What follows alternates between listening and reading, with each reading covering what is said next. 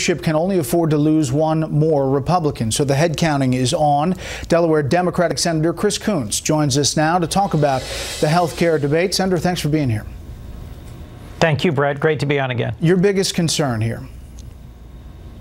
Well, I listened earlier today to the leaders of Delaware's healthcare community, the head of our largest hospital, a representative from the American Cancer Society, folks who are charged with delivering health care, and folks who advocate for those who receive health care. And they were unanimously opposed to this proposal. That's also true at the national level. America's doctors through the American Medical Association, America's hospitals through the American Hospital Association, the AARP, which advocates for America's seniors, are all opposed to this bill because they see it ending Medicaid as we know it, putting a cap on how much the federal government will spend on any individual with Medicaid going forward, and they see it as creating chaos in the individual markets.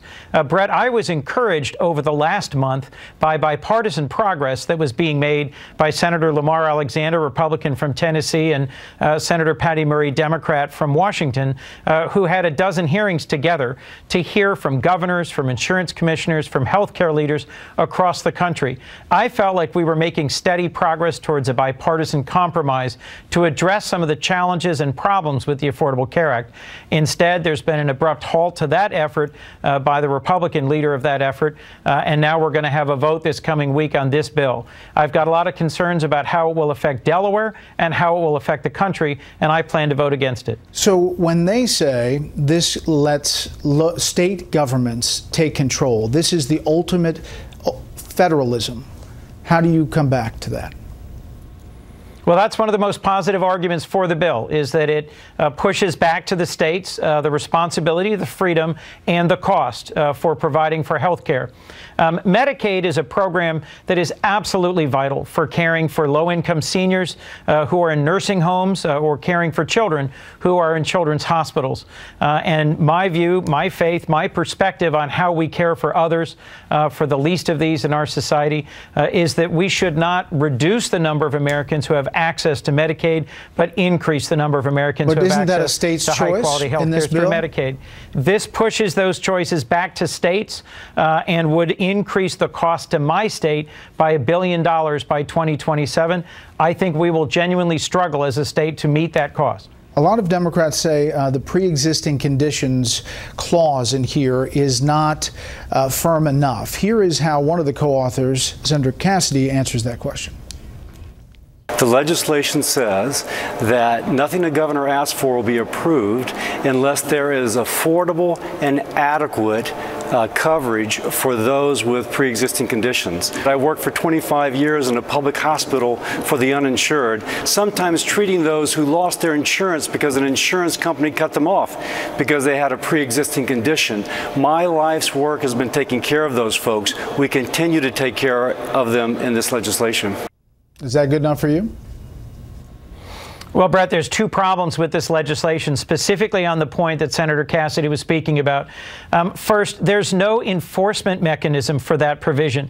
If a state applies for a waiver, they are required to demonstrate how they expect that they will meet this concern about pre-existing conditions, but there's no enforcement mechanism. Well, it's up to the CMS. So our concern is that many states will apply, make a bare showing of how they will enforce it, but there's no way that the federal government can then hold them to that. Well, let me just interrupt you, because this is the quote. Let me just interrupt you, Senator. Sorry.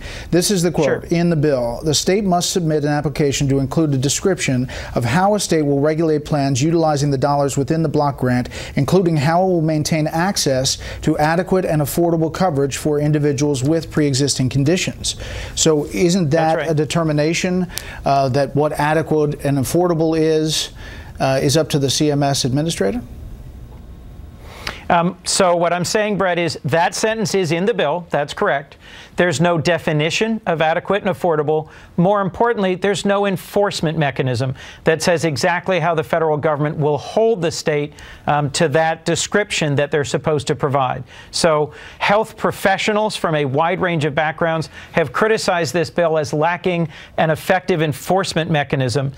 There's also a provision that suggests that it is possible for health insurers to rate beneficiaries differently based on their previous health experience. I have a concern that that suggests that the ban that's in the Affordable Care Act on discrimination based on pre-existing condition will be easily overridden when states apply for waivers under this Cassidy Graham health plan. I only have 10 seconds. Do you think they're close? Do I think they're close? Yes. I think this will be a very close vote this coming week. And I think, frankly, everybody should be listening closely to the advocates for America's patients, for America's doctors, for America's hospitals when they raise real concerns about this bill. Senator Chris Coons, thanks for the time. Thank you, Brett. I'll interview one of the co-authors of the Graham-Cassidy health care bill, Senator Lindsey Graham, Republican from South Carolina, in the